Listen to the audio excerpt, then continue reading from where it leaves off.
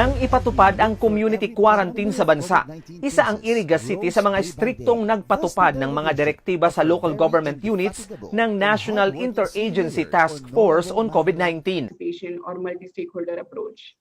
Sa webinar na inorganisa ng Regional Center for Urban and Environmental Studies ng Mumbai, India, ibinahagi ni Mayor Madel Yurobe Alfilor ang mitigation programs na ginawa ng lungsod ngayong may pandemya ng COVID-19, enhancing the role of multi-stakeholder collaborations for COVID-19 mitigation ang tutok ng talakayan. The government cannot do it alone. We need community participation. And now we have created our economic recovery team to come up with a local economic recovery plan. Then we are implementing measures now to build back better.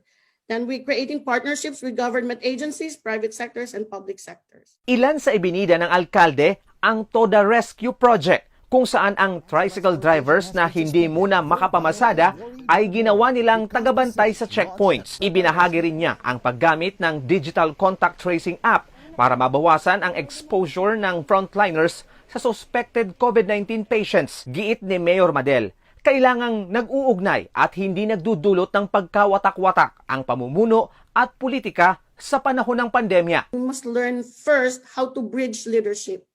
We have to bridge the politics, the leaders, and to bridge to the community, meaning bridging differences and bridging collaboration, which usually compose of three segments. First is ownership, meaning bridging leader values and principles. Umaasa ang organizer ng webinar na magagamit ng mga dumalo rito ang best practices ngayong may pandemya na ginawa ng mga resource speaker sa nasasakupan nila.